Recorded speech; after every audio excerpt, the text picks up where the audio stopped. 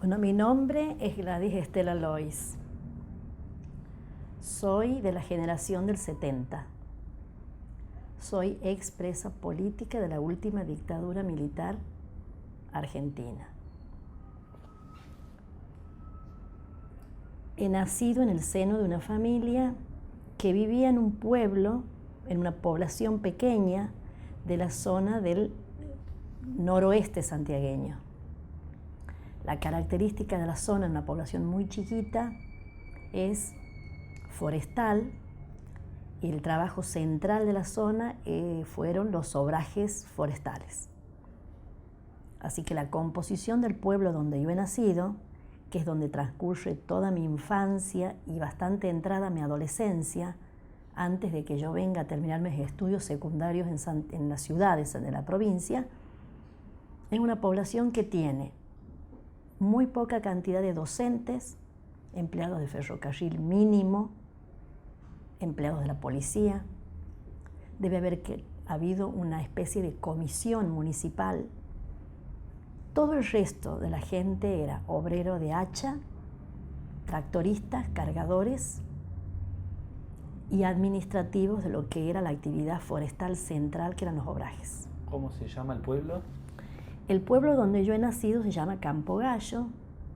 Yo he nacido un día 2 de febrero del año 1953. Soy la hija menor y tengo 2 hermanos mayores. Mi hermano mayor ha fallecido en muy poquito tiempo después que yo salgo en libertad. Eso fue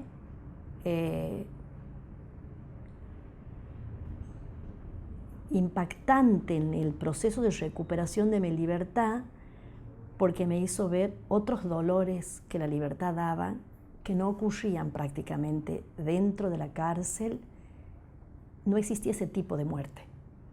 Eran otras las muertes que acontecían. Entonces tengo 2 hermanos, uno muerto y una hermana que vive. Y vivo, como decía recién, vivo hasta prácticamente los 15 años, y recién a los 16 años vengo a terminar la carrera secundaria y antes de ingresar a hacer mis estudios superiores en la ciudad de Santiago del Estero. El pueblo de Campo Gallo y otros pueblos a los que me tengo que trasladar porque tenía que terminar el colegio secundario, que en mi pueblo no había, señalan y marcan estos abismos, estas contradicciones, estos extremos que acompañan la vida de la Argentina a todo nivel y en todo el espacio de su territorio, y que yo lo empiezo a descubrir más tardíamente, porque el sector al que pertenezco era una familia que vivía holgada económicamente. Era como la dirección económica y cultural y social del pueblo, donde se ponían las pautas de cómo había que vivir, qué había que hacer, para qué. En esos extremos yo creo que algo va haciéndome sentir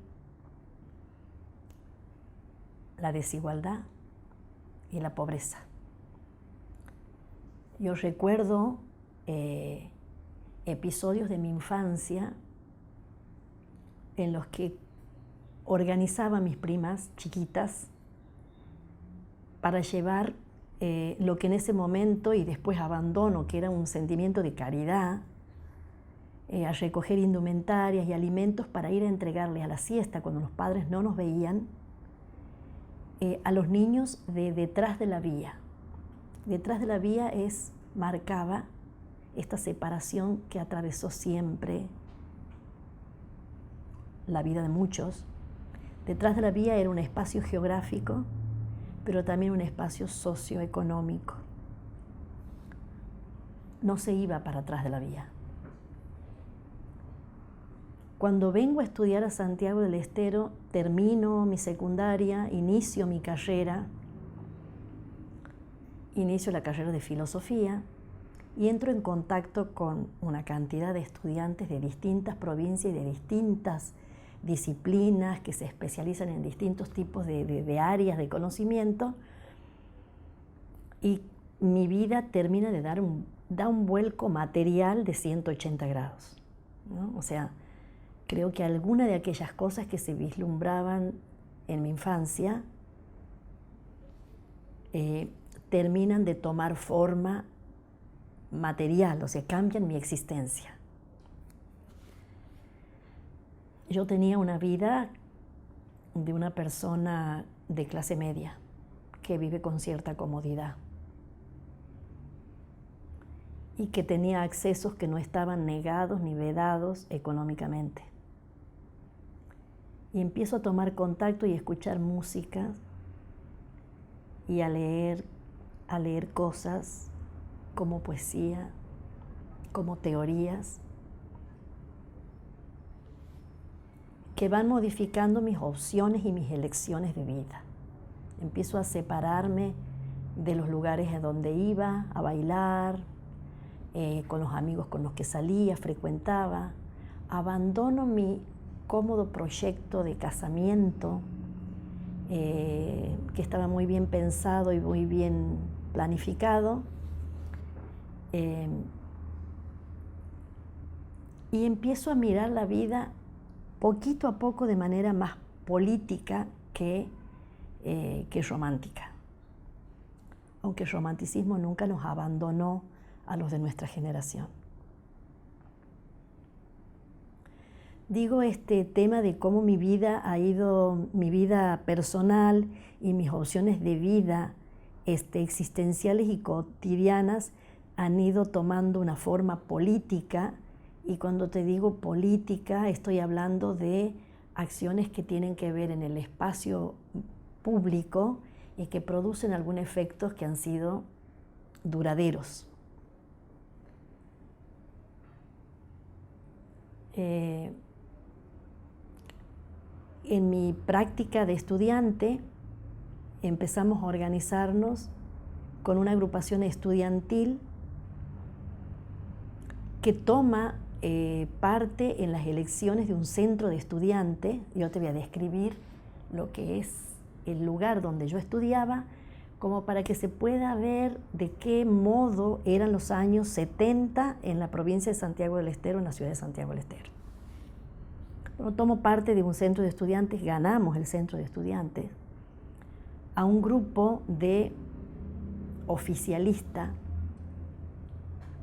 eran peronistas juaristas, que habían mantenido el centro de estudiantes en la institución a la que me refiero, que es el Instituto Superior del Profesorado Provincial número 1, había mantenido el centro de estudiantes no llamando a elecciones. Entonces se había eternizado en el mandato.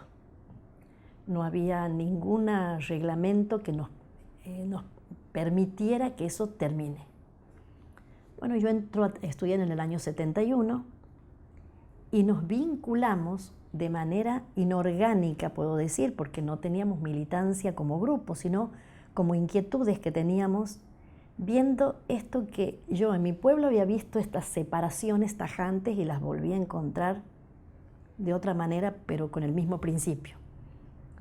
Por ejemplo, yo viajaba a Tucumán a comprar libros y traía libros. En aquella época no había fotocopiadora y mis compañeros no tenían libros. Yo viajaba cómodamente de mi casa al lugar, tenía vivienda cómoda, y había gente que tenía que viajar del interior en situaciones muy adversas, con condiciones malas para el estudio, y entonces eso sí se notaba en abandonos del estudio, poco rendimiento, se iban creando distancias.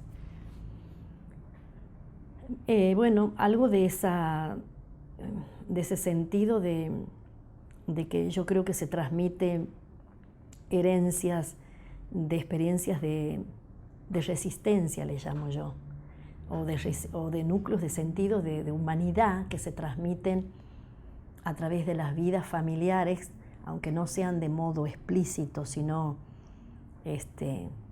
quizá como dice Serrat, ¿no? Con la leche, con el acunamiento, de alguna manera hay algo que hace que uno haga cada tanto memoria de algún sentido de lo que uno quiere ser, de lo que uno vio que era bueno ser y quiere mantenerlo. Así que en circunstancias que son siempre adversas, porque este sistema es violentamente despiadado, en circunstancias adversas, si encuentra condiciones humanas en otros y puede organizar y articular algún tipo de respuesta, esto se expresa. Y bueno, aquí tuvo, por suerte, un grupo que nos pusimos a estudiar juntos, nos conectamos con lo que en aquella época eran estudiantes llamados crónicos, porque eran estudiantes muy grandes, de mucha edad, muchachos casados, frente a nosotros que teníamos 18 años, era gente que venía de lo que luego se va a llamar el FIP, del grupo de la línea de lo que era Abelardo Ramo. Ellos se llamaban como agrupación en ese lugar, aún, agrupación, una agrupación nacional, universitaria nacional, creo que esa era la sigla. Y lo que decidimos hacer es llamar a asamblea y decidir poner fecha a las elecciones para un centro de estudiantes.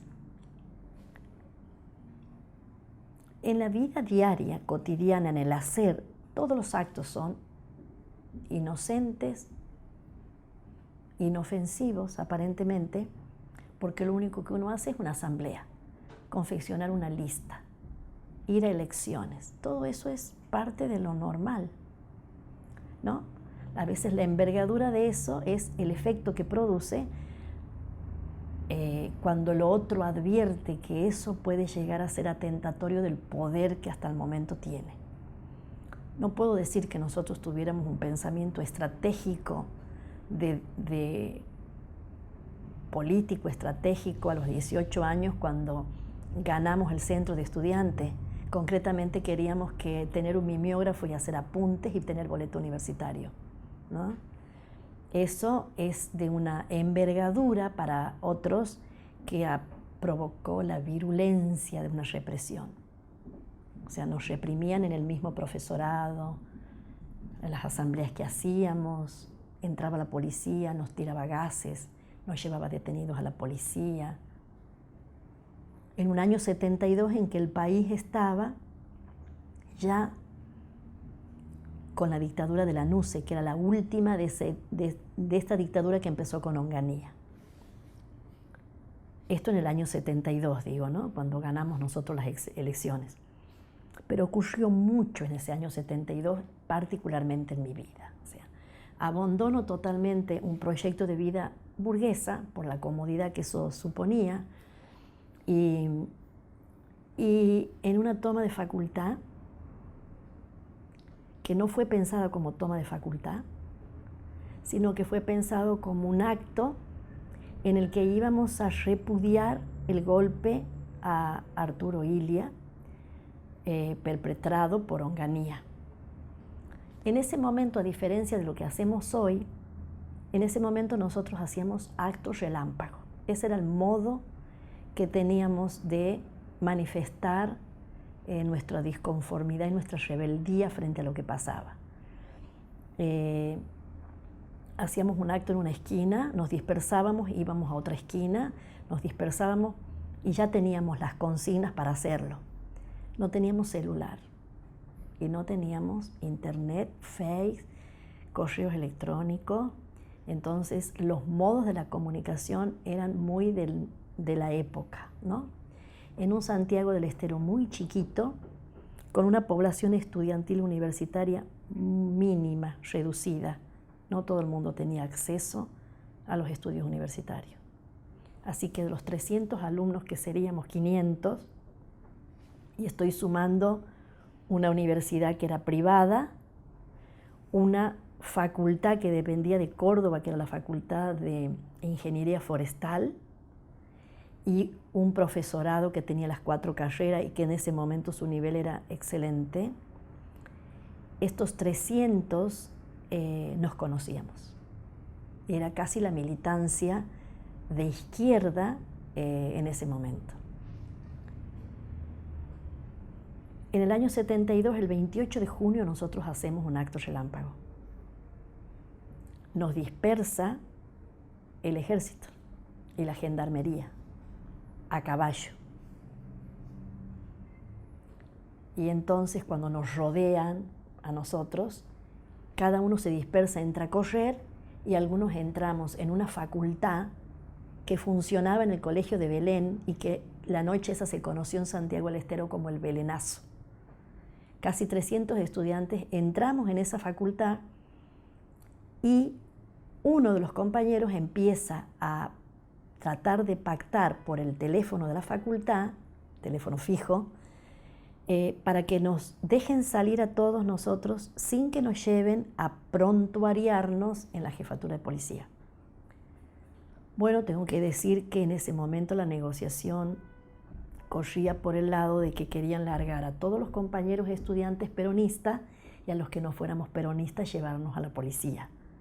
No se aceptó eso, entonces decidimos pasar la noche en un lugar que vino a ser lo que era la cocina de las monjas.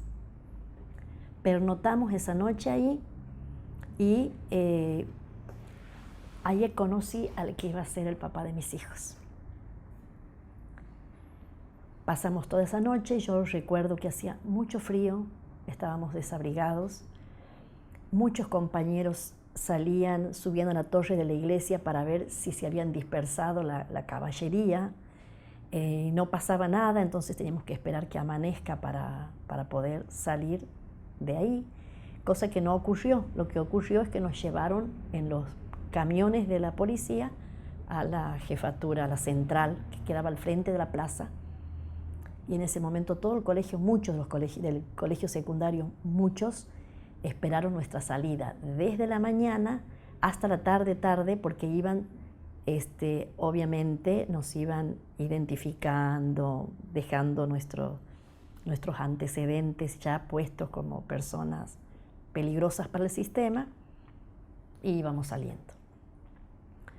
Yo cuento esto porque me parece que esto que voy a contar es muy representativo de la época, de las prácticas de relaciones que teníamos, de los modos fraternales con los que vivíamos, de los modos de amar que habíamos construido, de la erótica, de las utopías, ¿no? Esa noche una persona se acerca a sentarse al lado mío y me pasa la mano por los hombros porque sabía que yo estaba temblando de frío y de miedo. Bueno, y nos separamos al día siguiente sin saber yo cómo se llamaba él y él cómo me llamaba yo. Ni dónde estudiaba él, no, ni dónde vivía él, ni dónde vivía yo. ¿Qué eran las formas en que nosotros nos manejábamos en esa época, ¿no?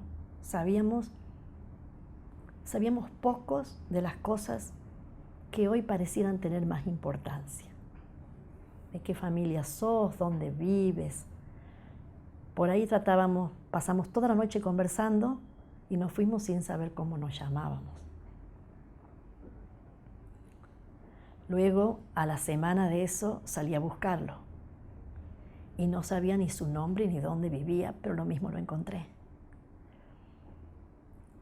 A los 4 meses nos casamos.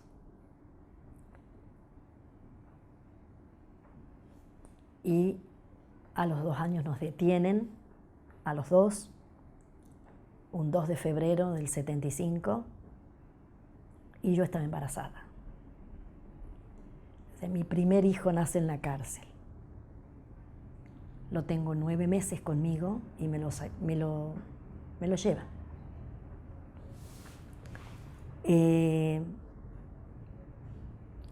A mí me detienen un 2 de febrero, que era el día de mi cumpleaños, y el 20 de febrero nace mi hijo, a los 18 días, y a los 9 meses cuando me lo sacan, yo creo que me vuelven a detener, porque recuerdo la salida de nosotras 4 compañeras, éramos 7 compañeras en total las que estábamos en ese momento alojadas en el penal de mujeres de Santiago del Estero. Y yo recuerdo que salimos todas al patio y me acuerdo hasta ahora que no se escuchó ningún sonido. Los pajaritos se detuvieron en el cielo, el sol, los ruidos. Se detuvo el tiempo.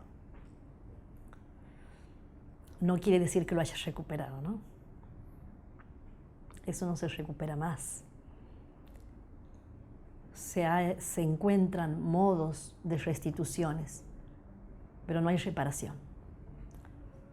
Hubo 7 años en el que no viví con mi hijo y eso tarda en volver, si es que vuelve alguna vez. He vivido en 2 cárceles con distintos tipos de compañeras. Casi 2 años en la cárcel de Santiago del Estero y otros 5 años porque yo totalizo 7 años, 2 meses y 28 días de detención en cárcel y luego se continúan casi hasta los 8 años con libertad vigilada. Si tengo que decir entre los elementos, bueno, yo creo que detienen a todo el que se opone y resiste a un sistema violento, y que es selectivo e indiscriminado el modo de acallar y de aniquilar, ¿no? Se combinan las 2 formas. En el caso nuestro, digo nuestro en Santiago del Estero porque se constituye una causa, el gobierno juarista tuvo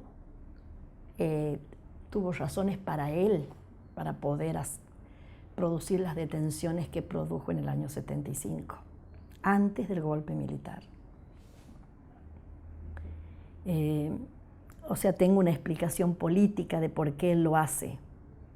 En realidad, en el caso concreto mío, que me detienen a mí y a mi compañero, y salimos los 2 en el mismo año y yo 2 meses antes que él, no había elementos. Ustedes habría que recordar que el año 75 teníamos las leyes que daba la democracia, jueces que daba la democracia. No podemos decir que era democrático el gobierno, pero era una forma democrática de ejercer el poder. Entonces voy a hablar en términos de legalidad, no de legitimidad. En términos de legalidad, a mí me detienen en la puerta de mi casa.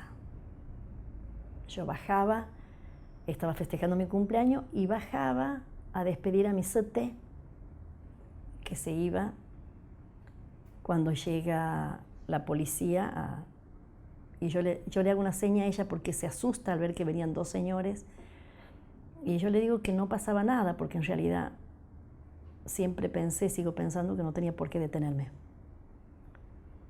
No allanan mi casa, o sea, no se toman ni el trabajo de ponerme material subversivo, como le llamaban. Me llevan a lo que es la dependencia del CIDE y me revisa un médico de la policía y me llevan directamente al hospital porque cuando quieren tomarme declaración yo me niego a declarar y pido que voy a declarar ante el juez, que no voy a declarar frente a la policía si no tenía las condiciones para hacerlo. Tengo que decir que mis compañeros no tuvieron las mismas posibilidades, ¿no? Por más que hayan dicho no voy a declarar, los hicieron declarar a golpes, torturándolos.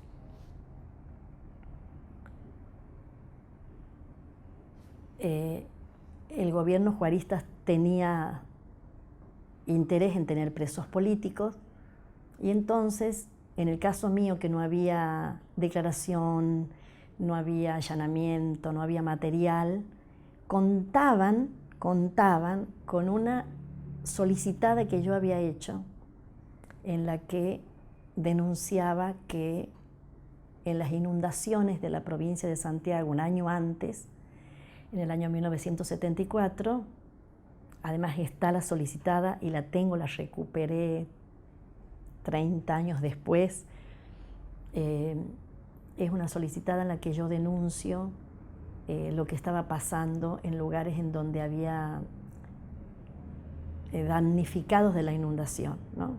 Y eso era una manera de crear una solicitada en contra de Juárez. Entonces Musa Azar me lleva una vez a su despacho, que era el CIR, ese lugar de muerte, y me ofrece que yo haga una desmentida que me desdiga de esa solicitada y que iba a recuperar la libertad. Bueno, obviamente que yo me niego. No puedo decir tampoco que haya tenido un pensamiento político ni estratégico para decir, bueno, podría hacerlo. Ni lo consideré. Era el año 75 y a los poquitos meses de estar detenidos me pusieron a disposición del Poder Ejecutivo Nacional y entonces la causa judicial era absolutamente secundaria frente a la decisión del Poder Ejecutivo de retenernos. Hice muchos habeas corpus para salir en libertad. Hice muchos pedidos de opción de salida del país y todo fue denegado, ¿no? Pocos meses antes de salir en libertad, el juez a cargo, ya no el primero porque el primero había muerto, a quien nunca vi, nunca me visitó, el segundo juez fue a verme a Villa Devoto y me dijo, bueno, vamos a darte una condena de 3 años porque total ya llevas más del doble. Bueno, esos eran los jueces de la época de la dictadura militar, ¿no? Nosotros estuvimos 2 años en la cárcel de Santiago del Estero, 1 año incomunicada. Nosotras consideramos, cuando digo nosotras, éramos muy pocas jóvenes mujeres que estuvimos clasificadas en pabellones por época de detención y creemos que también ya había un esbozo de sistema de aniquilamiento poniendo regímenes de recuperabilidad. Cuando yo salgo en libertad el 30 de abril del 82, una noche, salgo de un régimen de irrecuperabilidad, ¿no? Que eso ya fue mucho más científicamente estudiado en el sistema de Villa Devoto.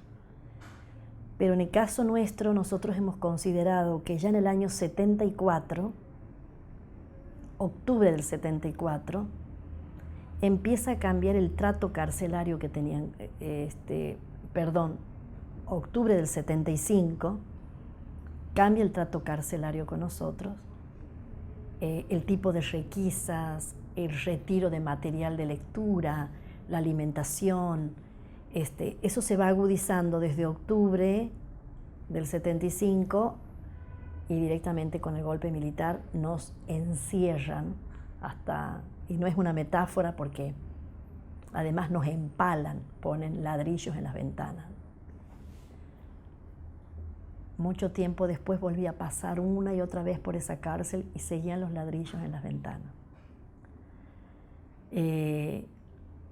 Esa es una de las razones por la que a mi hijo en el mes de noviembre, casi un mes después de que el régimen carcelario se endurece en sus condiciones de vida, decidimos entre todas las chicas que él tenía que irse de ahí, o sea, las condiciones fuerzan a la separación.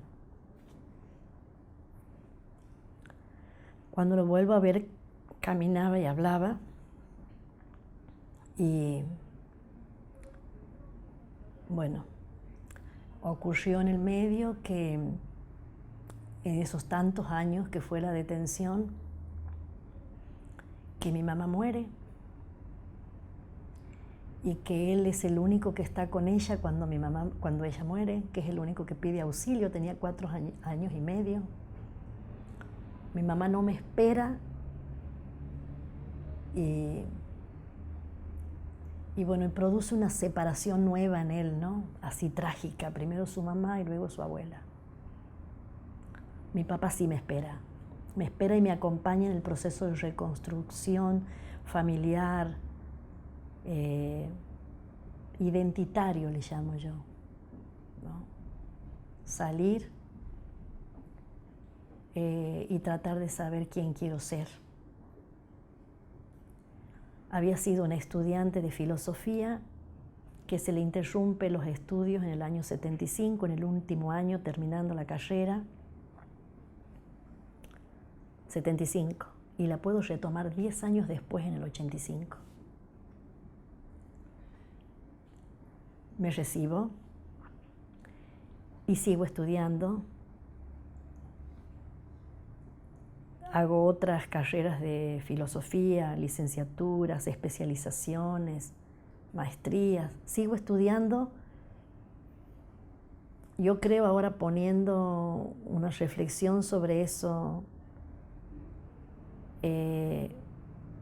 por oficio, porque desde que salí en libertad fui docente, y fui docente de todos los niveles del sistema educativo, menos del nivel inicial, que estudiar es una manera de mejorar el oficio, pero creo que también por un mandato familiar, ¿no? A mí me mandaron a estudiar y lo interrumpió alguien desde afuera, decidió que yo no siga estudiando, que tenía que detenerme.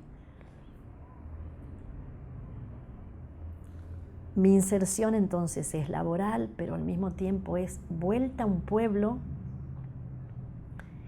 en el que me lo cuidaban a mi niño y lo cuidaba todo el pueblo.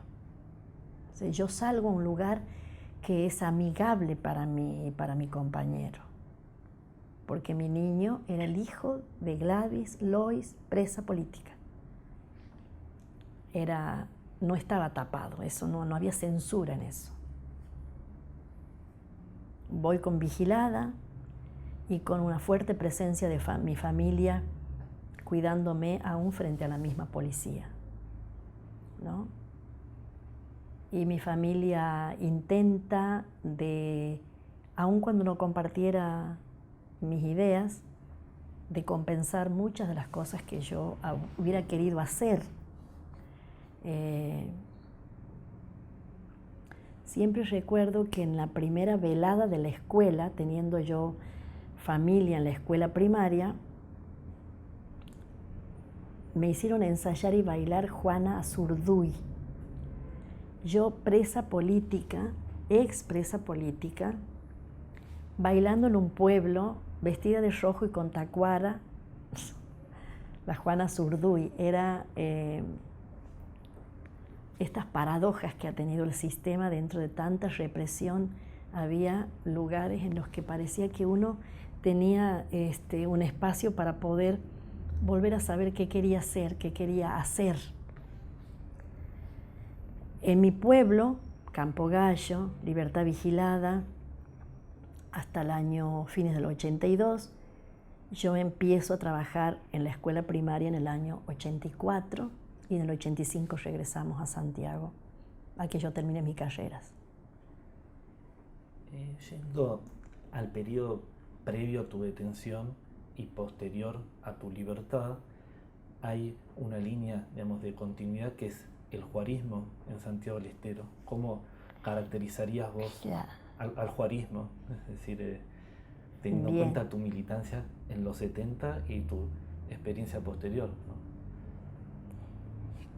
Claro, a mí me detienen en el 75 y el gobierno de Juárez es el que me detiene. Yo regreso en el 85 y Juárez seguía en el gobierno, con las interrupciones, pero el juarismo seguía. Hay una cultura juarista que se consolida y que va tomando otras formas, ¿no? no voy a describir lo que es los modos premodernos de ejercer el gobierno de caudillo, el amiguismo, las relaciones, las lealtades, pero sí me parece importante destacar que el sentido de la lealtad que organiza la pertenencia al núcleo del partido, con el cual se premia y se castiga, estaba armado por la delación. No quiere decir que la policía no estuviera actuando, era un estado policial, y que las mismas fuerzas de seguridad del CIDE no estuvieran, estaban las mismas. Musasar seguía con otros cargos de mayor jerarquía. Pero la provincia había consolidado un modo de relación en todo lo que eran organismos públicos, que es lo que caracteriza a la provincia de Santiago del Estero, porque no había desarrollo económico, industrial, sino empleado público, estatal, y ahí se confundía Estado con gobierno, que no estuviera bien articulado el mecanismo de la delación. Por sobredimensión o por realidad, nadie hablaba. Entonces el tema de la censura y del silencio fue haciéndose parte de las entrañas de la provincia de Santiago del Estero. No se hablaba, no se denunciaba, no se cuestionaba, y eso produjo miedo, que es el modo de inmovilizar. Se sabía que espionaje había, no se sabía quién te espiaba. No por nada en el año 2004, 2003, con las marchas por la justicia, encontramos las 42.000 carpetas que el juarismo había acumulado en el D2, carpetas de espionaje. Pero, a ver, yo quiero decir que el sistema es violento, va buscando los dispositivos y los mecanismos para violentar, para callar, pero los va cambiando de forma, El genocidio es lo que nos ocurrió, el genocidio es recurrente, pero deja prácticas sociales genocidas instaladas, porque no quiere modificar su sistema. Y la expansión y el crecimiento de este sistema necesariamente incorpora la violencia contra el otro que se le opone. Y esos otros son selectivamente muertos y aniquilados o indiscriminadamente, por efectos de la misma violencia, castigados. Por ejemplo, castigados con la pobreza. En el año 85, cuando yo vuelvo, me costó mucho volver al mismo lugar de donde yo había salido, sacada. Me costó mucho porque el lugar era más tenebroso, o sea, estaba peor que antes. En los años 70, yo recuerdo siempre que habíamos alcanzado estándares de dignidad humana como empleado, como obrero, a nivel mundial, de descolonización, de politización, de utopías, que el genocidio se las cobró. Entonces el año 85 era oscuro, tan oscuro como el instituto donde yo voy, en donde había pálidas bombitas de luz en las galerías. Y gente en el que ya no encuentro esta separación de quien sistemáticamente quiere destruirte está detrás de la reja, y nosotras acá todas compañeras ensayando algo contra el plan de aniquilamiento, ¿no? Para sostenernos. Sino que la violencia se había diseminado en formas a veces de rostros amigables. ¿Qué otras, mencionaste a la justicia, qué otras complicidades civiles podrías establecer con la Bueno, con la ahí dictadura? hubo complicidades, bueno, lo voy a afirmar, hay algunas cosas que tengo datos para decir, y ya voy a decir por qué, porque cómo fue lo que siguió luego con mis desempeños docentes. Hay complicidad de distinto nivel, de distinto tipo, de distinto orden, con grados diferentes de responsabilidad, diseminado en la sociedad y en las instituciones, por omisión o por acción. Hay complicidad, te señalé de la justicia, esta es complicidad. Y en las instituciones educativas igualmente. En el caso mío, yo hago una nota para volver a la carrera. Y la nota que hago es que quiero volver a mi plan de carrera. Es decir, que me reconozcan que yo no me fui voluntariamente y que quiero volver a recuperar aquello de lo que me sacaron por la fuerza. Y mi pedido en ese lugar se escuchó. Yo no hice el otro plan de carrera, hice el mío del 75. En el caso de esta Universidad Nacional, no ocurrió así. Compañeros presos de Santiago del Estero fueron expulsados de la Universidad Nacional al saber que estaban detenidos. Por eso digo que fue muy diferente, aunque las instituciones educativas tomaron parte de muchas maneras en la no denuncia para ser englobantes y universal con lo que acuso. No todas las instituciones fueron iguales, no procedieron de la misma manera. Entonces, la justicia tuvo acciones de omisión y de acción.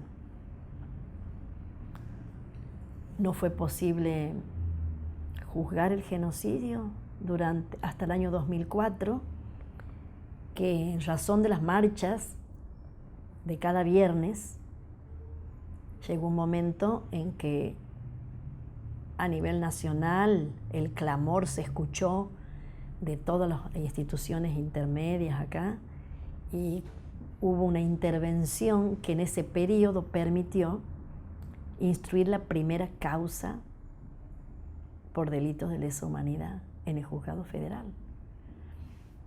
Para que eso ocurra, la causa la inició la Secretaría de Derechos Humanos de la Nación. Y recién se creó una Secretaría de Derechos Humanos en Santiago del Estero en el año 2004. Todos nosotros, los que quisimos y pudimos, pasamos a testimoniar en el juzgado federal. Testimonios que sirvieron de base para iniciar una causa, que fue la que sirvió luego para condenar a los represores, a algunos de los represores. Las formas en que la justicia hasta hoy, después de 10 años, justicia federal, sigue poniendo trabas y entorpeciendo, podrías atribuirlo a lo que uno llama genéricamente burocracia, ¿sí? Pero la burocracia tiene un origen y un efecto, ¿no? Mantener el estado de cosas. Entonces, esa no aceleración de los juicios, esas maneras de ir trabando la administración de justicia ante crímenes de lesa humanidad, es institucional también, es institucional.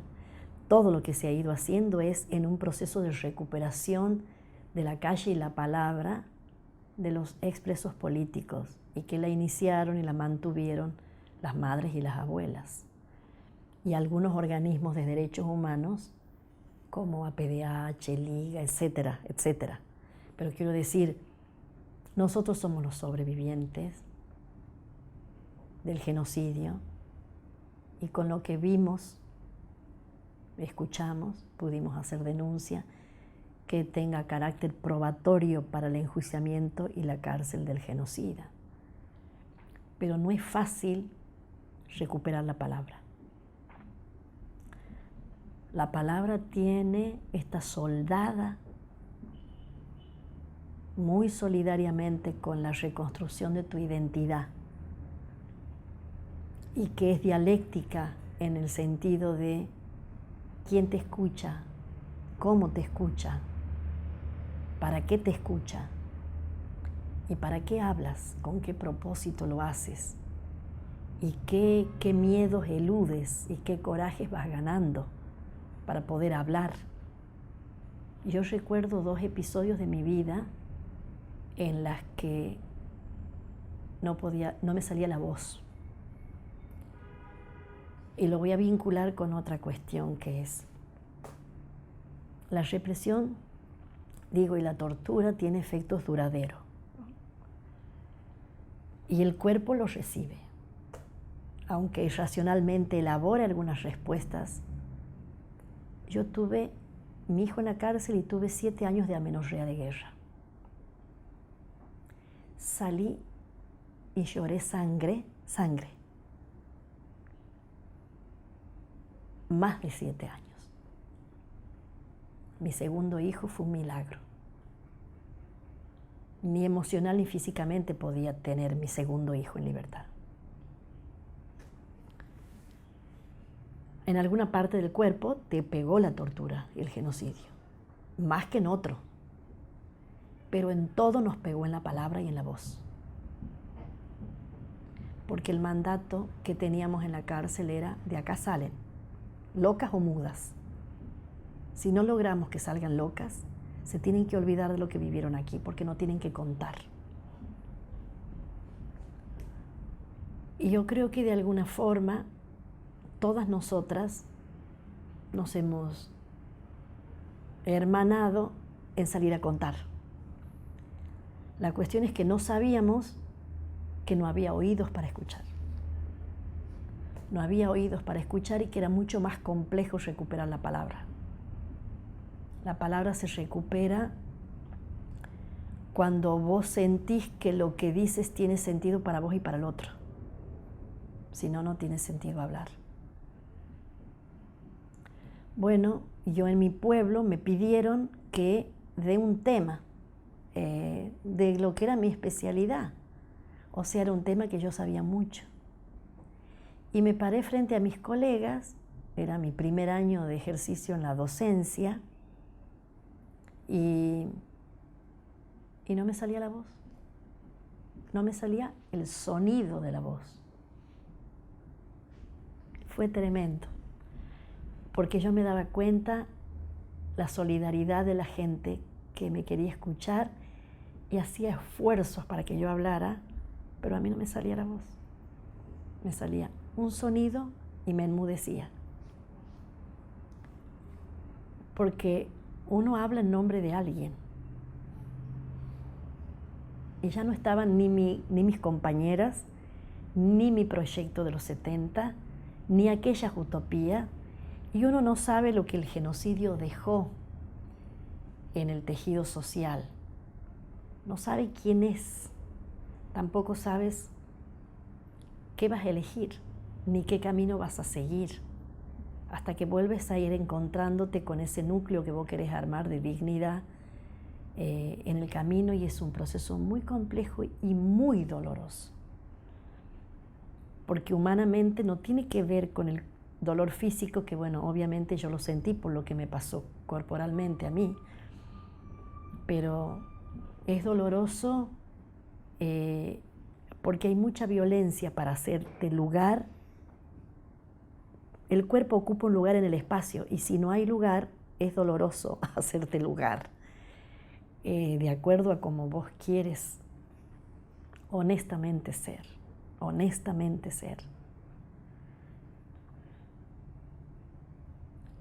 Ese proceso se fue como profundizando, haciendo convicción, solo porque fue colectivo, solo porque encontré compañeros en el camino. Así que cuando terminé la primera carrera y seguí la segunda carrera, siempre en el área de filosofía, empecé a trabajar en el nivel universitario, que es el nivel en el que más tiempo estuve trabajando, casi la totalidad de mis años de servicio son ahí. Y siempre me pasó esto de construir sentido de pertenencia, hablar en nombre de alguien más que de, porque la educación es transmisión, es legado. Entonces era paradojal, ¿no?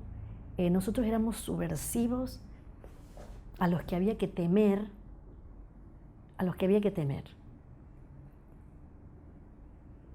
pero al mismo tiempo te habilitaban para hablar como docente. Yo recuerdo un episodio que te va a causar extrañeza. Cuando yo retorno a Santiago, a la ciudad, y retomo mis estudios, interrumpo mi actividad laboral en la docencia primaria y empecé a preparar alumnos de la primaria acá, de modo particular. Tenía 2 niñitos que venían de la vuelta de casa.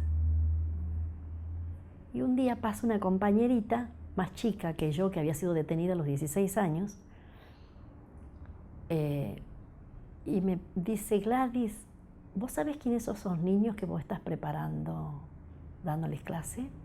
Sí, se llaman tal y tal, que ahora no me acuerdo los nombres. Me dice: son sobrinos de Musa Sar. Musa Sar es el represor que me detuvo en el 75. La mamá o la tía de estos niños seguro fue policía y me custodió en algún momento de mi detención en el hospital. Pero mandaban a sus niños a mi casa para que yo les enseñara a leer y a escribir. Puedo contar anécdotas de ese tipo para mostrarte estas paradojas que tiene el sistema y que se hacen presente a través de algunos personajes, ¿no?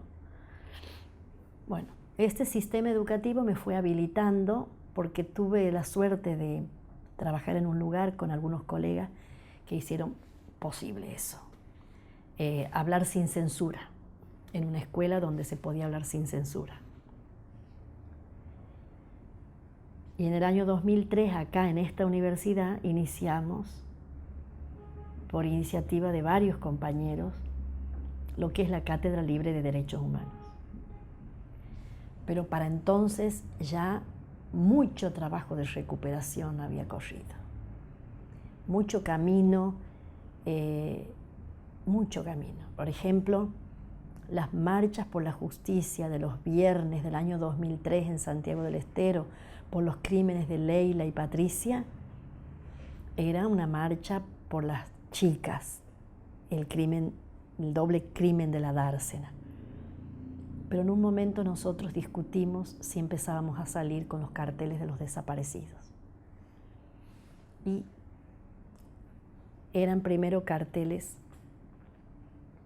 con la figura de un compañero desaparecido, así, un cartelito en la mano. Cada uno llevaba un cartelito en la mano. Y la gente en el tumulto, porque eran numerosísimas las marchas, se acercaba y decía: lo he conocido, él era tal.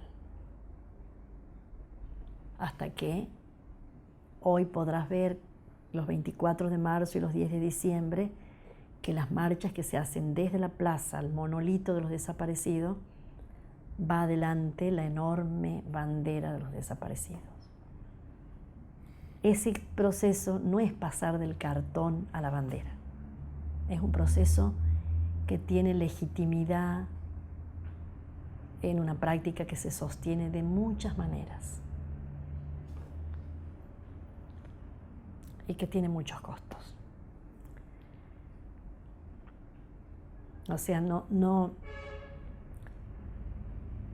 es definitivo y nada termina, ¿no? Nada termina, porque el sistema ensaya maneras de seguir viviendo. Les constitutiva la violencia. Pero el ser humano ha ido ganando y transmitiendo modos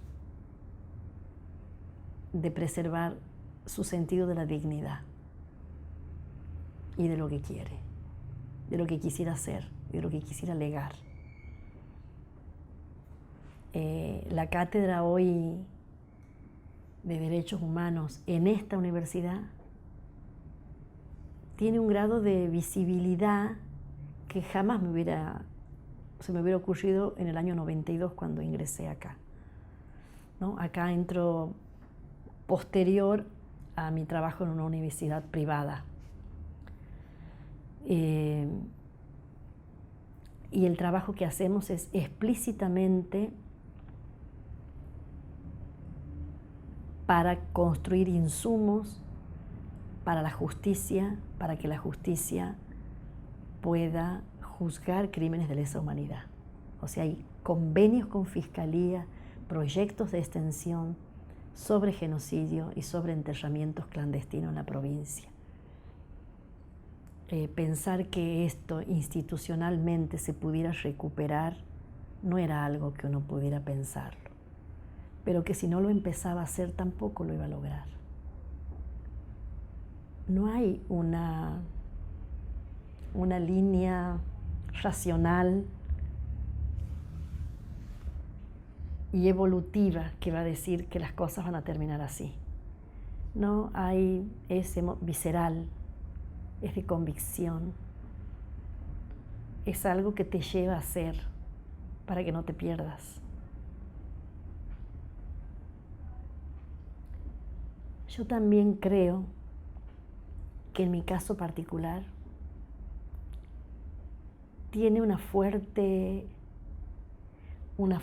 cuestión unida a no dejarle a mis nietas ningún dolor ni ninguna tarea.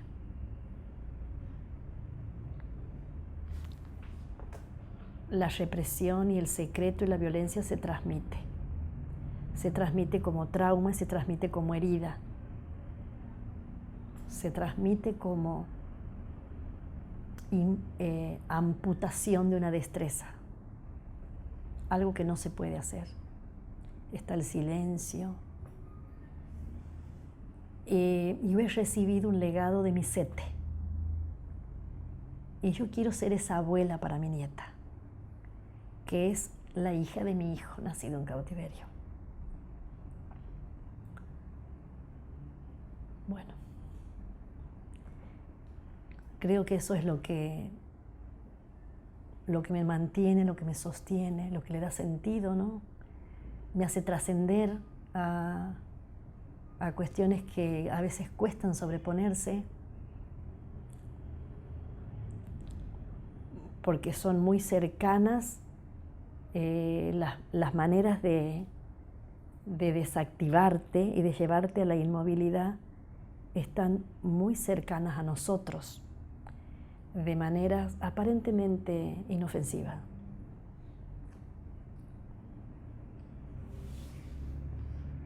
Bueno, Gladys, muchas gracias. Bueno.